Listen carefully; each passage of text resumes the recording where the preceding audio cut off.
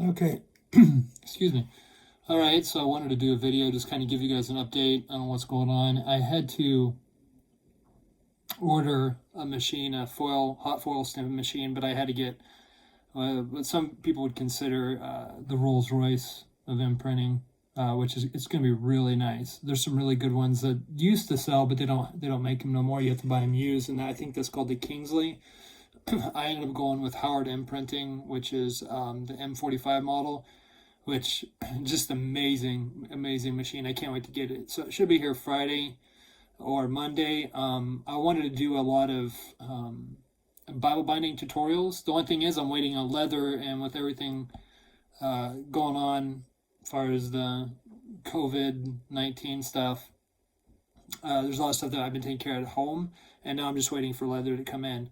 So I have some scrap leather, and I thought, well, I could skive that, but I want to show you skiving on what would be considered the normal on Bible binding leathers, because you want a certain ounce leather for Bible binding. Now you can use thick, cow hides. Now you don't want to go too thick. I suppose you really could if you wanted to, but it'd just be crazy. But you want a certain ounce leather. So that's what I'm waiting for, is that particular ounce leather that you most likely will be dealing with when you're binding your Bible. So that's what I'm waiting for. But I'm excited. I had to spend a large amount of money for what I'm doing here, but in the long run, it's completely worth it. I mean, these things are built literally like a tank. I mean, I think the actual frame of the machine's built out of cast iron.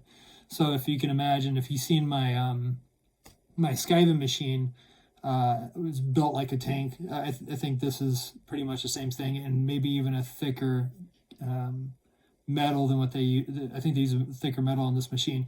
And people don't realize, well, I didn't realize, because I bought this Chinese piece of junk off of Amazon. Well, I can't say it's a piece of junk. Let me say it the right way, because I don't want to get people not to use it.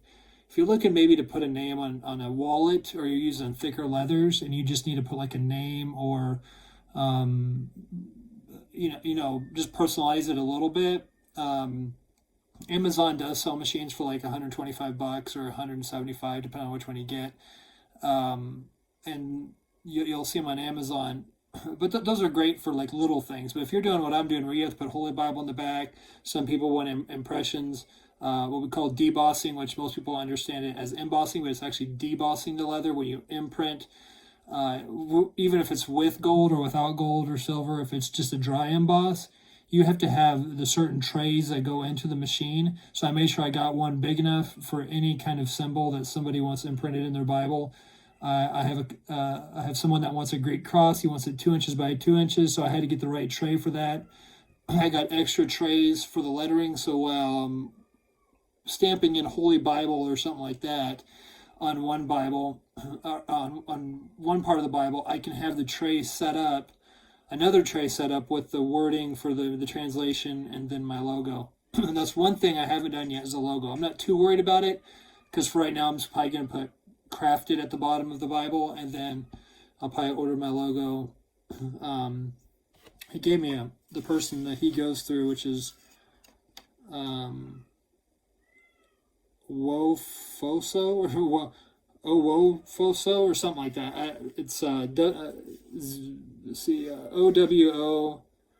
I want to say that's an FSO.com. So I have to go check them out to get my logo done. But I think they also do the type for Howard Imprinting, the typeset and all that. So I went ahead and went with the 18-point typeset, and I'm also going to be getting a larger one and a smaller one in the near future. Probably go ahead and order it from them just directly very soon. So yeah, I will be doing Bible rebind tutorials, but I just wanted to have the right leather, because my next video is going to be on skiving.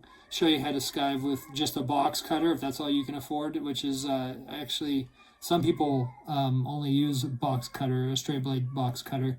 And I'm talking about professional bookbinders who use a box cutter.